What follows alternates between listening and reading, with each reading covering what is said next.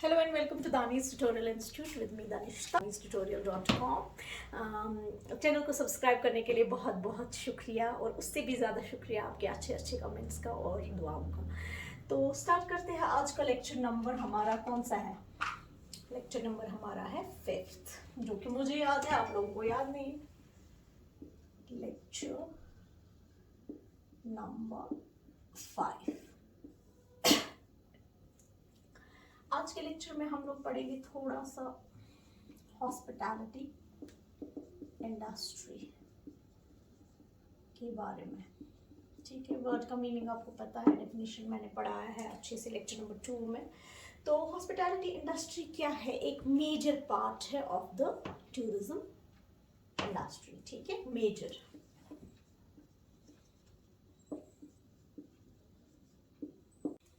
Hospitality industry consists of सब major sects। ठीक है, कौन कौन सा आता है? पहला एकोमोडेशन। एकोमोडेशन में क्या आएगा पता है ना अब आपको? एकोमोडेशन में होटल्स है, मोटेल्स है, इन्स है, दिस कम इन एकोमोडेशन। फिर उसके बाद है अट्रैक्शंस। अट्रैक्शंस में है पार्क्स। ठीक है ना? फॉर एग्जाम्पल कुछ चीज आएगा केटरिंग। केटरिंग भी इसी में आता है, रेस्टोरेंट्स वगैरह, खाने पीने का जो भी होगा। एंड उसके बाद एक और है बिजनेस।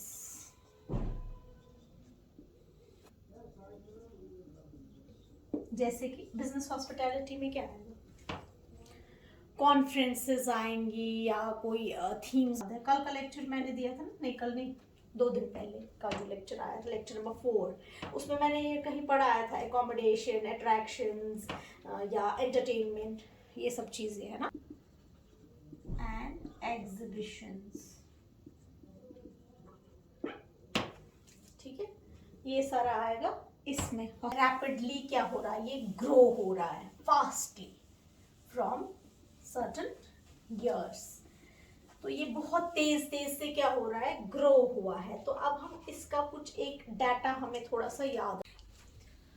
अब है ये एक पॉइंट है आपको जो इम्पोर्टेंट है याद रखना। जैसे in Europe, most recent data show that approximately 340,000 companies operate in the accommodation and travel organization sectors। तो इनमें क्या कर रहे हैं? accommodation में और किस सेक्टर में? Travel organisation sectors. तो ये सेक्टर्स किसके हैं? हॉस्पिटैलिटी में क्या क्या आता है ना? एकोमोडेशन भी आता है, ट्रांसपोर्टेशन भी आता है, ये सब कुछ आता है। तो ये बोल रहा है कि अप्रोक्सीमेटली कितने लाख, ये नंबर आपको याद रखना है। 340,000 कंपनीज जो है approximately companies operate in the accommodation travel organisation sectors which provide कितनों के लिए जॉब। तो ये पॉइंट आपको याद रखना है। हो सके तो आप इसका स्क्रीनशॉट ले लीजिए। ठीक है ना? Causes of rapid growth of tourism. तो हमने बोला ना कि रैपिडली ग्रो हो रहा है ये टूरिज्म। तो इसके कॉजेज क्या है? 3 कॉजेज है इसके, इकोनॉमिक, सोशल एंड टेक्नोलॉजिकल। तो ये क्वेश्चन आ सकता है, तो आप लिखोगे रैपिड ग्रोथ में क्या है? इकोनॉमिक की वजह से। इकोनॉमिक मतलब तो पैसा, सोशल समाजी एंड टेक्नोलॉजी जितनी भी बढ़ गई उससे भी क्या हो गया? रैपिड ग्रोथ ऑफ टूरिज्म हो गई। तो इकोनॉमिक में यही आएगा कि इकोनॉमिक में कैसे आएगा? इनकम। इनकम पहले पहले ज़माने में उतनी ज़्यादा लोगों की नहीं थी, तो वो अपने खाने पीने को अफोर्ड नहीं कर पाते थे, तो ट्रैवल को कैसे अफोर्ड कर सकते थे? तो इकोनॉमिक इंक्रीज हो गई इनकम उनकी, उसकी वजह से क्या हो गया? अब वो हॉलीडेज जितनी भी हैं उनको अफोर्ड कर सकते हैं, तो वो उन जगहों पे जाते हैं। सोशल भी यही होता है कि समाजी, लाइक कि पहले पहले लोग नहीं जाते थे कहीं पे भी, बट आजकल के ज़माने में ये भी हो गया है कि अगर एक बंदा इस जगह पे गया तो मैं क्यों नहीं जाऊँ? मैं भी जाऊंगा इस जगह पे, मैं तो अफोर्ड कर सकता हूँ। तो वो एक चीज़ है। या विंटर में तो इंसान कहीं पे भी नहीं जाता था, विंटर स्पोर्ट्स के लिए लोग नहीं जाते थे, तो अब विंटर स्पोर्ट्स भी उस चीज़ के लिए भी लोग जाने लगे। एंड उसके बाद है टेक्नोलॉजिकल। तो टेक्नोलॉजी जितनी जितनी ज़्यादा बढ़ गई, रैपिडली ग्रो हुआ, तो उतना ज़्यादा टूरिज्म भी रैपिडली ग्रो हो गया। ट्रांसपोर्ट जितने जितने अच्छा आने लगा, लाइक कि एयर का आने लगा ट्रांसपोर्ट, तो उससे क्या सहूलियत हो गई। तो तब हम पहले ज़माने में बोलते कि अब अगर हम देखेंगे जेके का, फॉर इंस्टेंस कश्मीर जम्मू से आना होता था किसी टूरिस्ट को, तो बहुत ज़्यादा मुश्किल हो जाता है। आजकल जो है टनल्स बन चुकी हैं अब बहुत सारी, तो बहुत कम टाइम लगता है। टूरिस्ट अगर सुबह निकलता था, जम्मू से अगर कोई भी निकलता था, तो उसको शाम रात तक वो पहुंचता था। एंड रूट जो होता था खतरा होता है, क्योंकि रोड्स उस तरीके के डेंजरस काइंड ऑफ रोड्स थे। तो अभी जब टनल्स इतनी सारी बन गई, तो आजकल मैं तो 4.5 to 5.5 घंटे आपको जम्मू से लेके कश्मीर तक लगेंगे। सो ये क्या है, टेक्नोलॉजिकल है, क्योंकि टनल्स बनाए, उनको कंक्रीट नहीं होता था। पहली जो एक टनल थी जैसे उसमें कंक्रीट वगैरह नहीं था, तो आजकल का वो है, टेक्नोलॉजी है। तो ये सब चीज़ें उसमें आएंगी, ठीक है ना। तो उसके बाद हम एक और चीज़ पढ़ेंगे which known as the travel motivators. Travel motivator is simple. Travel motivator, travel motivator क्या होता है? ट्रैवल मोटिवेटर होता है कौन सी चीज़ आपको मोटिवेट करती है जिसकी वजह से आप ट्रैवल करते हो, है ना। इसके बहुत सारे टाइप्स होंगे, क्या क्या है मोटिवेट। जैसे कोई इंसान, हम ऐसे बोलते हैं एग्जाम्पल के हिसाब से कि कोई इंसान बीमार हो गया, तो इसको हेल्थ रिजॉर्ट पर जाना है, तो उस चीज़ ने इसको मोटिवेट किया कि वहाँ की तरफ आना। बट इसमें भी है कैटेगरीज है, तो देयर आर 4 कैटेगरीज।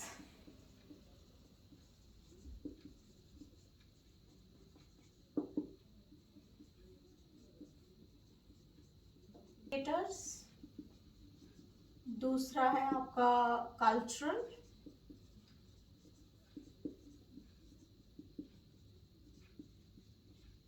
तीसरा है आपका इंटरपर्सनल,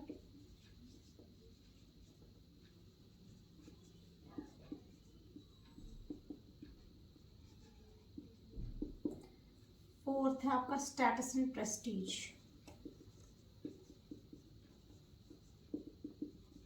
तो ये आपके 4 मोटिवेटर्स है जिसकी वजह से आप क्या करते हो, मोटिवेट हो जाते हो, सो दैट यू विल। अब है physical motivators, cultural motivators, interpersonal motivators and status and Prestige.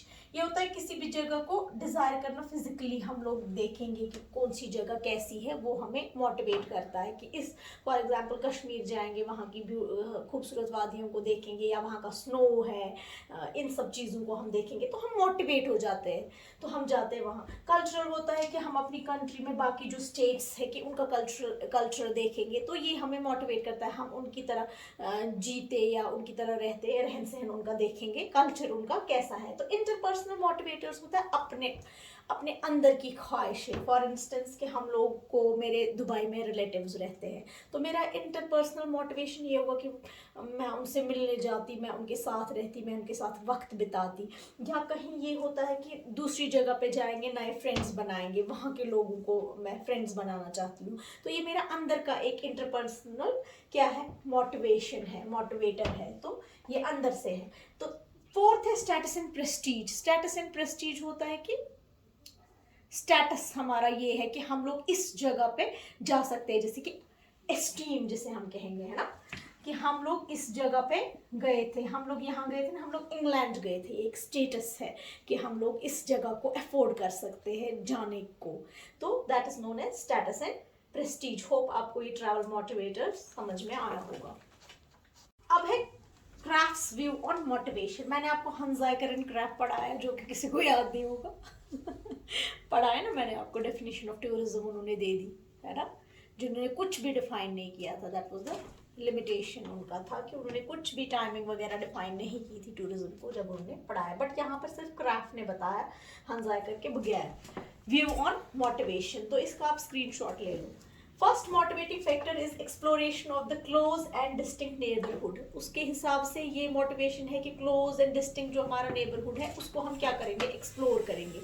लोग इस तरीके का देखते हैं। सेकंड इज डिवाइन सर्विस, जैसे कि प्रीस्ट्स वगैरह के लिए एक सर्विस रखी जाती है, तो उन लोगों के पास मिलने के लिए जाना, लोगों को ये किसी किसी जगह पे रखी होती है सर्विस। थर्ड है रिलीजियस या और स्क्यूलर अथॉरिटी। रिलीजियस जाने के लिए हमें जाना होगा, जैसे पिलग्रिमेज आएगा इसमें।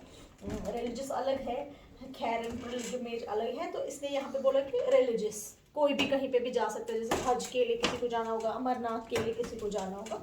तो these are the things. And the fourth is utilisation of natural medical cures और जर्नी।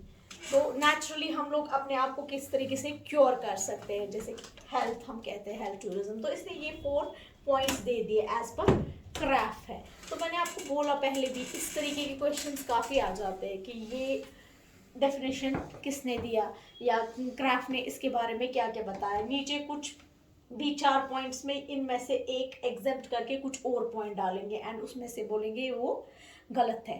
तो एक और चीज हम पढ़ेंगे आज, टूरिज्म ऑर्गेनाइजेशंस। बहुत सारी हैं, तो शॉर्ट में हम लोग ऐसे लिखेंगे, पहले याद कैसे हम इन ऑर्गेनाइजेशंस को करेंगे, ठीक है ना। WTO पहला, दूसरा हम लिखेंगे पट्टा फॉर इंस्टेंस, थर्ड हम लिखेंगे आयाटा, एक और हम लिखेंगे उफ्टा, एक और हम लिखेंगे इकाओ, एक और हम लिखेंगे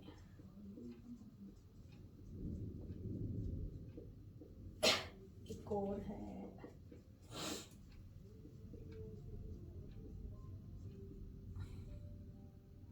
तो ये कुछ मैंने लिखे। अब हम कैसे इनको याद रखेंगे कि ये कब आए। तो हम लोग, अगर आप क्या करोगे कि मतलब लाइक, या तो हम ऐसे याद रख सकते, मतलब सबसे पहले, मतलब जैसे इंक्रीजिंग ऑर्डर में, या क्या होगा हम डिक्रीजिंग ऑर्डर में। तो आई थिंक ये वाला आसान रहता है कि 1941, जैसे मैंने आपको पहले भी डेट्स का कुछ ऑर्गेनाइजेशंस बताई ना, मतलब लाइक डेफिनेशंस मैंने आपको पहले भी बताई। तो मैंने आपको बोला कि आज़ादी को 10 साल माइनस करो तो आपको लीग ऑफ नेशंस का जैसे 1937 डेट है तो उसमें आया। तो उस हिसाब से हम लोग रखेंगे, वही इंक्रीजिंग ऑर्डर ऑफ ईयर हम लोग रखेंगे। मगर मैंने ये ऑर्डर में अभी नहीं बनाया, मैंने इस तरीके से इसको बनाया है, ठीक है ना। तो अभी पहले हम इनका करेंगे full form. World tourism organisation, पहले ये आया 1947। Basically this the successor of this. 47 से लेके 1975 तक जो था, उसके बाद 1975 में ये वर्ल्ड टूरिज्म ऑर्गेनाइजेशन आया, is the successor of the earlier organisation, ठीक है ना। फिर उसके बाद है पैसिफिक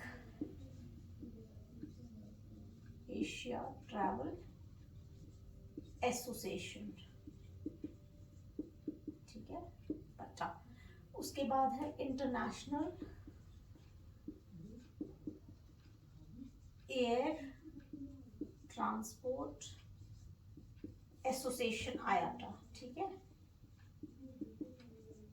पहले हम इसका फुल फॉर्म करेंगे, उसके बाद हम लोग इनका करेंगे यूनिवर्सल, एक जगह मैंने ये पढ़ाया था ना, यूनेस्को मैंने पढ़ाया, फेडरेशन ट्रैवल एजेंट्स एसोसिएशन। ये आपको याद होंगे वैसे, बट फिर भी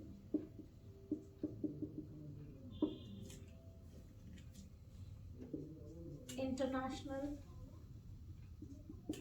इकाओ सिविल एविएशन, देखो WTO world tourism organisation, O means organisation, ठीक है ना। PATA Pacific Asia travel PATA association. फिर है IATA, international air transport association, ठीक है। फिर UFTAA, universal federation travel agents association. फिर है ICAO, international civil aviation organisation, ठीक है।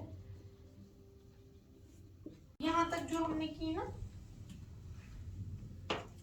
है ना, इसमें कहीं वर्ल्ड आया, कभी पैसिफिक एशिया आया, कभी इंटरनेशनल एयर ट्रांसपोर्ट आया, कभी यूनिवर्सल आया, मतलब लाइक नॉट इंडिया का अलग से नहीं। अब ये जो है FHRAI, TAAI एंड IATO, ये क्या है, ये इंडिया है। यहाँ का आई में इंटरनेशनल है जो आगे में है, और यहाँ में IATO, देखो आयाटा है international air transport association, not to get confused. IOTO जो है वो मगर क्या है, Indian association of tour operators, क्या है, Indian association of tour operators, ठीक है ना। ये जो है ताई जो है, ये क्या है, ट्रैवल एजेंट्स एसोसिएशन, किन की एसोसिएशन है, travel agents association of India, ठीक है। फिर है FHRAI, ये है federation of hotel and restaurant association of India. यहाँ पे मैंने इस तरीके से इसका डिवीजन किया कि इंडिया को अलग करके एंड वर्ल्ड या यूनिवर्स या इंटरनेशनल को अलग किया। बट जब आपको अपडेट के हिसाब से याद रखना है कि कौन सी ऑर्गेनाइजेशन किस टाइम में आई, तो जैसे मैंने आपको ये बोला कि ये 1940 ये ना 47, एक सेकेंड,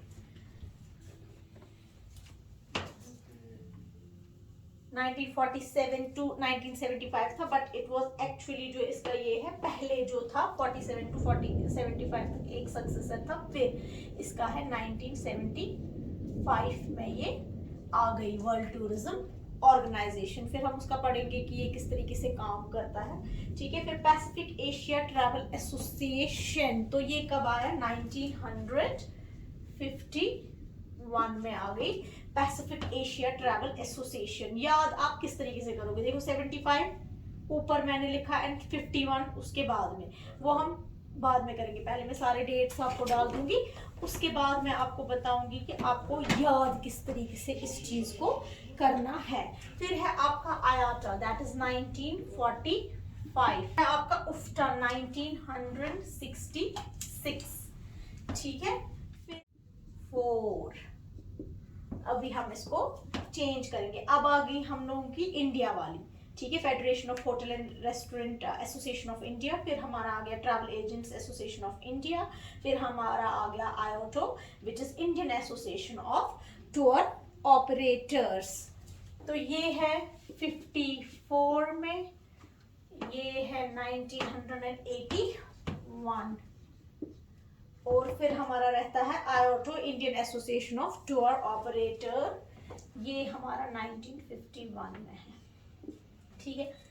अब देखो यहाँ पे किसी दो ऑर्गेनाइजेशंस का डेट एक जैसा है ना, आयोटो IATO, तो इस तरीके से आपको याद भी रहेगा। देखो ये पैसिफिक एशिया ट्रैवल एसोसिएशन है पट्टा, बट आयोटो जो है ये इंटरनेशनल नहीं है, ये Indian association of tour operator. इन दोनों का डेट क्या है, सेम 1951 और 1951।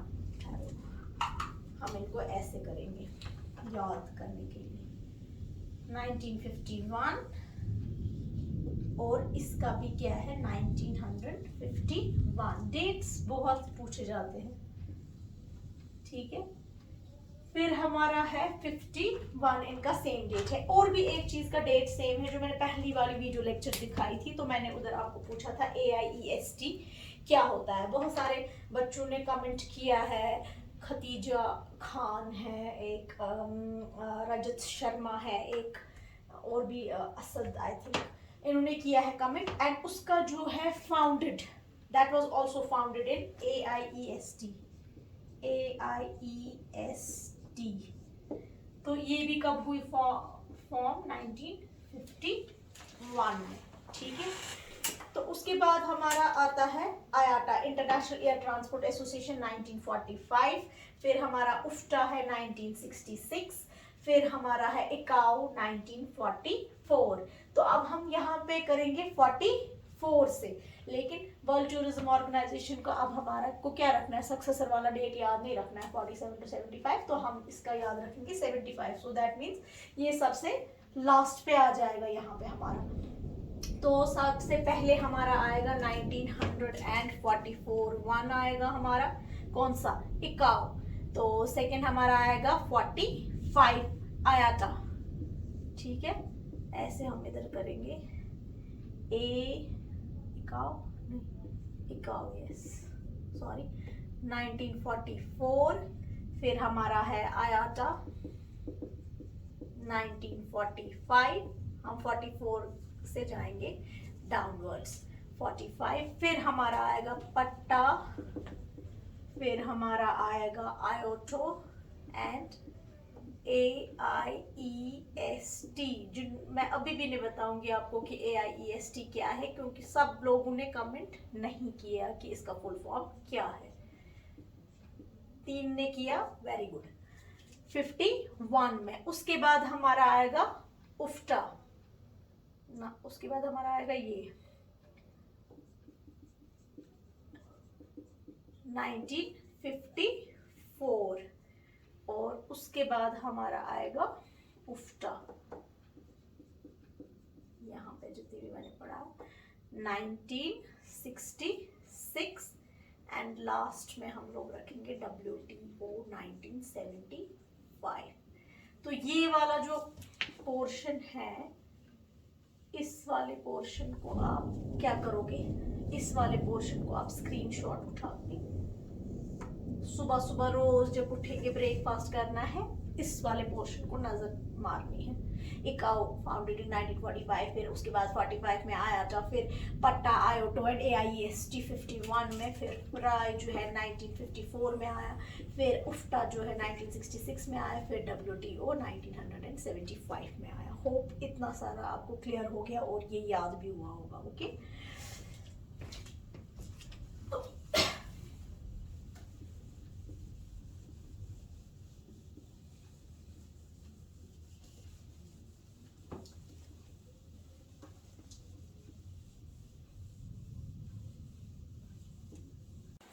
अब हम पहले पढ़ेंगे ये WTO इन 75, इसको कहीं कहीं जगह इसको UNWTO लिख के होगा, यूनाइटेड नेशंस, ठीक है।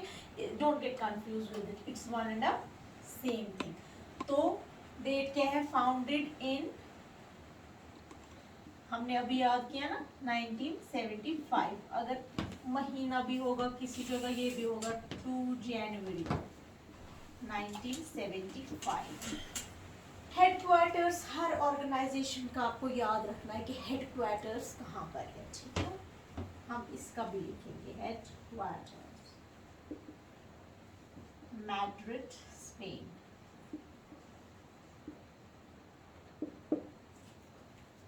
किसका है मैड्रिड स्पेन में हेडक्वार्टर्स, UNW। किस में है ये, किस में होगा स्पेशलाइज, जरा मुझे बताओ, कोई कमेंट में लिखो स्पेशलाइज्ड किस में होगा, क्योंकि मैंने WTO के हिसाब से आपको डेफिनेशन पढ़ाया टूरिज्म का, तो बताओ क्या है ये स्पेशलाइज्ड। एक सेकेंड,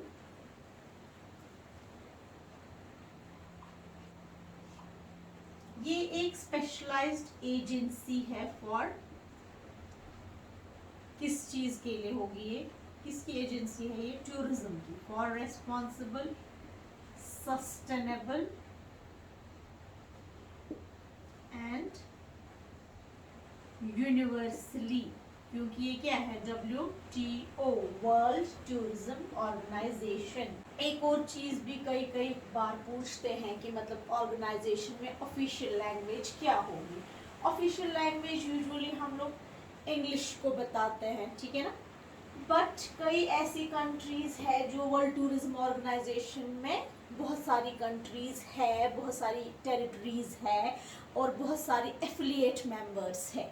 तो इसलिए लैंग्वेज जो होगी, कुछ कुछ कंट्रीज ऐसी है जिन्होंने इंग्लिश को यूनिवर्सली एक्सेप्टेड लैंग्वेज है माना है, बट उन कंट्रीज में अपनी लैंग्वेज ही करते हैं। जैसे कि हमारे सऊदी अरबिया, तो वो अरबिक में ही बात करते हैं।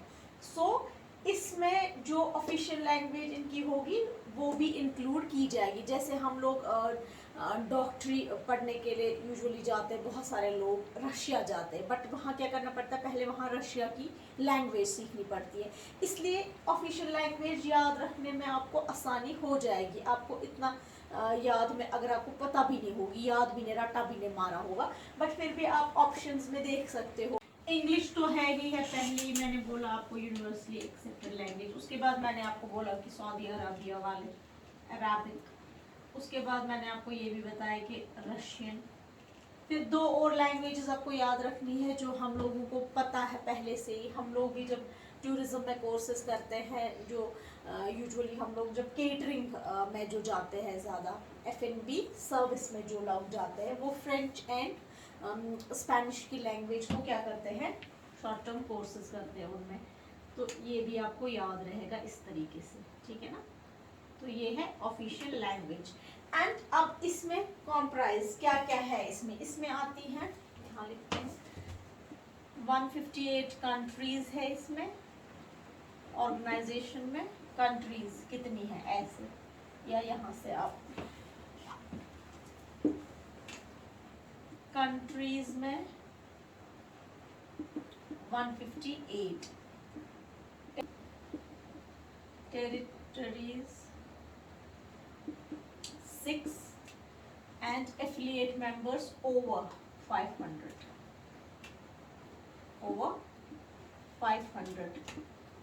जो रिप्रेजेंट करती है इनको कहाँ पे, प्राइवेट सेक्टर में, एजुकेशनल इंस्टीट्यूशंस में।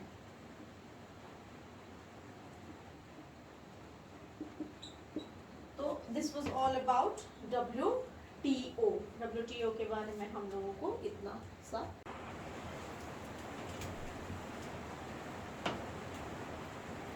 अब हम पढ़ेंगे IATA, IATA पढ़ा है मैंने अभी। इसका आपको फुल फॉर्म 1945 यहाँ है इसका फाउंडेड, मगर वहाँ मैंने सिर्फ ईयर आपको बताया और उसका आपने स्क्रीनशॉट भी उठाया और मैंने आपको बोला इस हिसाब से आप क्रम में इसको याद करना, ठीक है ना। मगर यहाँ पे मैं आपको अब जब पूरे से पढ़ा रही हूँ, जैसे UNWTO मैंने पढ़ा है, तो मैंने पूरा महीने से 2 जनवरी 1975 को बताया, ठीक है ना। तो उसी तरीके से IATA जो है 1945, बट द डेट क्या है, 19 अप्रैल 1945। फिर इसके भी है head quarters.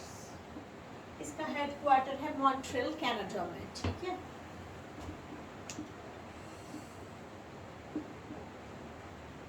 International air transport association है ना, इसका फुल फॉर्म है international air transport association. That means ये क्या है, एक ट्रेड एसोसिएशन है, किसका, ऑफ द वर्ल्ड्स एयरलाइंस, ठीक है। ट्रेड एसोसिएशन अगर आपको आएगा, trade association of the world's airlines, of the world's airlines, ये भी यही है। यहाँ पे हम एब्रिविएशन के हिसाब से IATA को बोलते हैं इंटरनेशनल एयर ट्रांसपोर्ट एसोसिएशन बोलते हैं ना, इंटरनेशनल एयर ट्रांसपोर्ट और एसोसिएशन। मगर अगर आपको ये आएगा trade association of the world's airlines, that responsible for airlines. Airlines की किस चीज़ के लिए रिस्पॉन्सिबल होगा, ये safety, security, sustainability and efficiency, ठीक है ना, इस चीज़ के लिए रिस्पॉन्सिबल है हमारा IATA। तो मेन इसमें हमें दो चीज़ें याद रखनी है हर ऑर्गेनाइजेशन की, क्या है, एक तो इनका IATA, जैसे इनका एब्रिविएशंस का फुल फॉर्म हमें रखना है ऑर्गेनाइजेशंस में याद, एंड दूसरा रखना है फाउंडेड कब हो गई। पहले पहले हम लोगों को सिर्फ इतना आता था कि ये ईयर, बट आजकल क्या आता है, ये आता है जैसे 19 अप्रैल हर जगह होगा, तो डेट यही होगा 45 45 45 45, यहाँ पे ये डेट्स चेंज करते हैं या कभी ईयर चेंज करते हैं, इसलिए ये आपको पूरे से याद रखना। 19 अप्रैल 1945 में हमारा आया था NWTO हम लोगों ने पढ़ा, तो वो हमारा 2 जनवरी 1975 है। एंड एक और चीज़ है कि हेडक्वार्टर्स उसके है ये स्पेन में, एंड इसका जो है मॉन्ट्रियल कनाडा में है। तो ये चीज़ें आपको याद रखनी। 2 ऑर्गेनाइजेशन हम लोगों ने आज पूरे इलॉबरेट करके पढ़े, और इनका हमने ये एब्रीवेटेड फॉर्म भी पढ़ा है सब कुछ। एंड बाकी की जो ऑर्गेनाइजेशंस है इंशाल्लाह वो मैं आपको कल के लेक्चर में पूरा करवाऊंगी। एंड उसके बाद हमें थोड़ा सा हिस्ट्री ऑफ टूरिज्म पढ़ना है एंड थोड़ी सी ट्रेंड्स पढ़नी है। एंड आई थिंक परसों का जो लेक्चर होगा उसमें हमारा कंप्लीट हो जाएगा ये पूरा थियोरेटिकल पोर्शन, एंड उसी में हम करेंगे इस चैप्टर के सारे MCQs, कुछ 20 तक लगभग, ठीक है ना। ओके, सी यू टुमारो इंशाल्लाह।